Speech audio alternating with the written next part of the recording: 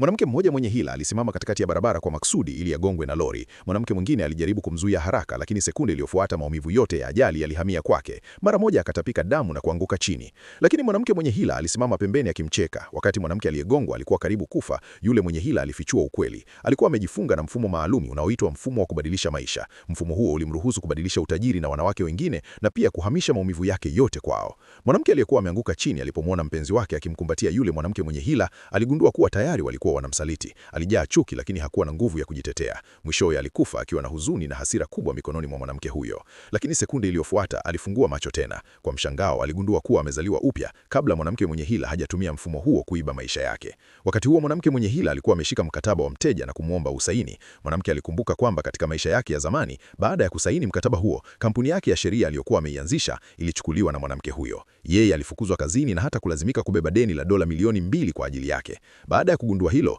mwanamke alichungulia mkataba kwa siri na kuona chini yake kulikuwa na makubaliano ya mfumo wa kubadilisha maisha. Hapo ndipo alielewa kuwa mwanamke huyo alikuwa ameficha mkataba huo chini ya hati ya kawaida ili kumdanganya usaini. Mwanamke alitupa mkataba pembeni na kusema atasaini baadaye. Hilo lilimfanya mwanamke mwenye hila kuanza kuwa na wasiwasi. Mara moja akajifanya mnyenyekevu na kumuomba aonyeshe makosa yake ili ayarekebishe. Wakati huo mpenzi wake pia alimshinikiza asaini kwa ajili yake. Kuona jinsi walivyokuwa na haraka, mwanamke alitunga mpango wa kuwadhibiti. Kwa haraka akasaini jina lake kwenye mkataba. Wanandoa hao walifurahi sana. Baada ya kutoka ofisini, walipanga kutumia mfumo huo kuchukua kila kitu kutoka kwa mwanamke. Mara moja simu ya mwanamke mwenye hila ilipokea taarifa kuwa dola milioni 200 zimeingia kwenye akaunti yake. Sio hivyo tu, mali za mwanamke, viti vya kampuni na hata kampuni ya sheria vilikuwa sasa mikononi mwa mwanamke huyo. Wote wawili wakakumbatiana kwa furaha, wakidhani mwanamke sasa amekuwa maskini kabisa. Walipanga siku inayofuata kwenda kwenye kampuni na kumfukuza. Lakini hawakujua kuwa kadiri wanavyocheka sasa, ndivyo watakavyolia kesho, kwa sababu mwanamke tayari alikuwa amejiandaa. Siku iliyofuata mwanamke mwenye hila aliingia kwenye kampuni ya sheria kwa majivuno.